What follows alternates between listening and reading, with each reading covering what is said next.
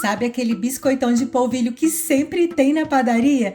Essa é a receita de hoje. Um biscoito bonito, que rende bastante, é fácil de fazer e fica uma delícia. E então, vamos para a cozinha?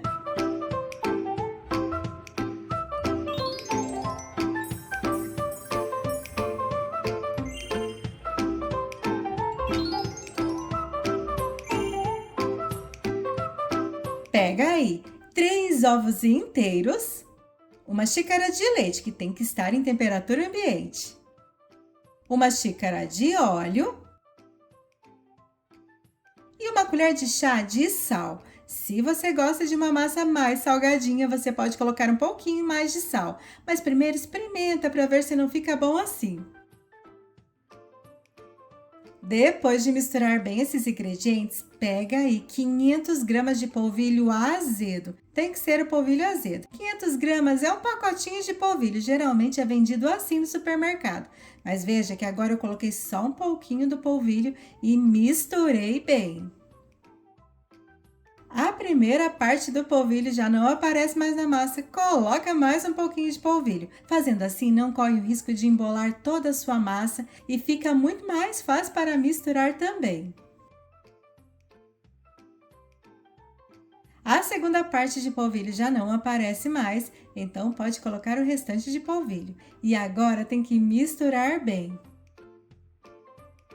Depois começa a ficar bem pesado, mas não desiste, continua mexendo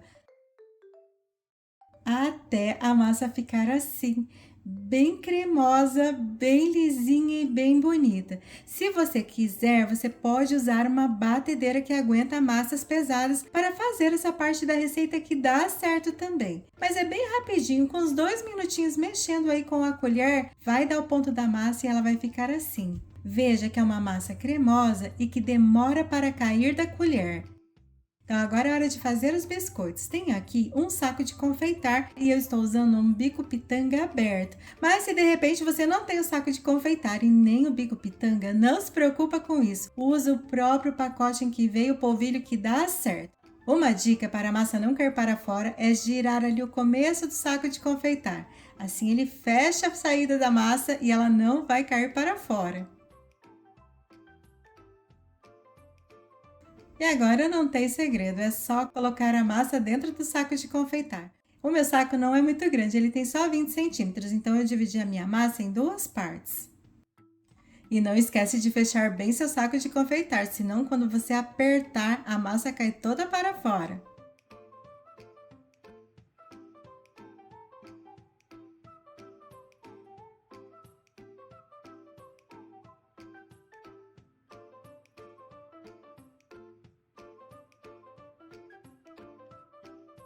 E olha como é uma massa gostosa de trabalhar, ela sai bem fácil do saco de confeitar. Agora pega uma forma que não precisa untar, e quanto mais baixa for as laterais da forma, mais rápido os biscoitos vão assar. Eu quero que os meus biscoitos fiquem com a parte de dentro mais molinha, então eu estou fazendo 2 voltas com a minha massa. Mas se você quiser um biscoito de polvilho bem sequinho, bem crocante, faz apenas uma volta. E não esquece de deixar um espaço entre eles, porque eles vão crescer bastante no forno. E por falar em bastante, essa é uma massa que rende bem, então separa aí pelo menos 2 ou 3 formas.